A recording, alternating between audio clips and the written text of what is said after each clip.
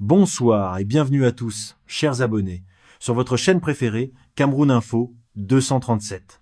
Notre titre ce soir est sans appel. Le dernier espoir d'Issa Chiroma vient de s'envoler. C'est l'information qui domine l'actualité politique et sociale du pays. Dans cette édition spéciale, nous allons décortiquer pour vous la décision finale du Conseil constitutionnel qui a mis un terme au long processus du contentieux électoral de la présidentielle 2025. Nous analyserons en détail ce que signifie concrètement ce verdict pour l'avenir politique du leader du FSNC, Issa Chiroma Bakary, les conséquences directes de cette proclamation sur la vie des Camerounais, des tensions à Douala et Garoua, aux défis persistants sur le plan économique et social. Et enfin, les perspectives pour l'opposition et pour la stabilité du pays dans les jours à venir. Mais avant de plonger au cœur de ce sujet brûlant, nous vous demandons amicalement de nous donner un pouce bleu. C'est la meilleure façon d'encourager notre travail d'information et de proximité. Et si ce n'est pas encore fait, abonnez-vous à Cameroun Info 237 et activez la cloche de notification pour rester scotché à toutes nos mises à jour. Ceci étant dit, l'heure est grave. Commençons sans plus tarder. Élection présidentielle 2025. Le dernier espoir d'Issa Chiroma Bakary s'envole avec la proclamation des résultats définitifs. À Yaoundé, le 30 octobre 2025, la tension post-électorale qui tenait le Cameroun en haleine a atteint un point de rupture définitif. L'opposant et candidat du Front pour le Salut National du Cameroun, FSNC, Issa Chiroma Bakary, a vu son dernier espoir de faire annuler les résultats du scrutin du 12 octobre s'évanouir. Le Conseil constitutionnel a en effet proclamé les résultats définitifs, confirmant la victoire du président sortant Paul Biya.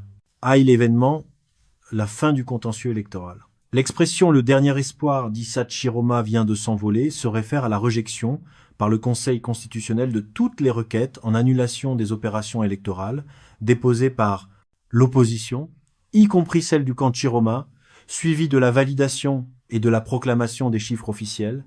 Issa Chiroma Bakary, ancien allié du pouvoir devenu opposant, avait créé la surprise lors de cette élection, revendiquant publiquement la victoire avec ses propres compilations de procès-verbaux, contredisant les projections initiales. L'espoir de ses partisans reposait sur deux piliers.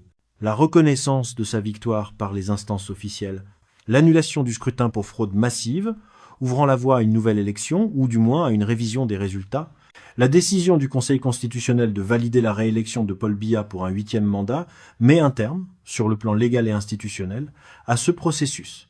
2. Explication détaillée, l'impact sur la vie actuelle au Cameroun. Cette proclamation a des répercussions directes et concrètes sur la vie quotidienne des Camerounais, notamment sur 3 plans majeurs. 1. La stabilité et les tensions sociales, exemple Douala et Garoua. La réaffirmation de la victoire du candidat au pouvoir a immédiatement ravivé les tensions et la colère dans certains bastions de l'opposition. Exemple concret.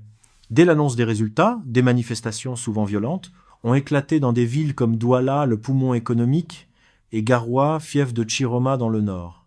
Les habitants se retrouvent face à des scènes de gaz lacrymogènes, de barricades et de commerces fermés. Pour les commerçants et les petits entrepreneurs de ces zones, cette situation se traduit par des pertes économiques, une peur de la destruction de leurs biens et une interruption forcée de leurs activités, aggravant une situation économique déjà précaire. 2. La crise de confiance démocratique. Exemple. Les jeunes diplômés. La déception face au rejet des recours accentue le sentiment que les voies légales de changement sont inefficaces, particulièrement chez la jeunesse. Exemple concret. Un jeune diplômé chômeur à Yaoundé ou un étudiant qui a massivement voté pour un candidat de l'opposition dans l'espoir d'un renouveau se retrouve désabusé. La perception est que le changement, notamment en matière de lutte contre le chômage, la corruption ou pour l'amélioration des infrastructures de santé et d'éducation, ne pourra pas venir des urnes. Cela alimente une méfiance profonde envers les institutions Conseil constitutionnel et les CAM et renforce le cycle de la migration ou de l'abstention future. 3. La poursuite des problèmes structurels. Exemple, l'accès aux soins. L'absence d'alternance, perçue comme un maintien du statu quo, signifie pour beaucoup la stagnation dans la résolution des problèmes fondamentaux. Exemple concret, la mère de famille dans un quartier populaire qui peine à envoyer ses enfants à l'école publique manque de table-banc ou qui doit se rendre à l'hôpital et faire face au manque chronique de plateaux techniques et de médicaments subventionnés. L'espoir envolé de Chiroma symbolise pour elle la continuation des difficultés quotidiennes liées à la mauvaise gouvernance et aux insuffisances des services publics essentiels. Conclusion. Quel avenir pour l'opposition ? La fin du contentieux électoral oblige Issa Chiroma Bakary et son parti à opérer un choix crucial. Poursuivre la contestation par la rue, au risque d'une répression accrue, comme on l'a vu avec les récents déploiements de forces de sécurité, se recentrer sur une opposition parlementaire si le FSNC a obtenu des sièges, et se projeter vers les prochaines échéances locales.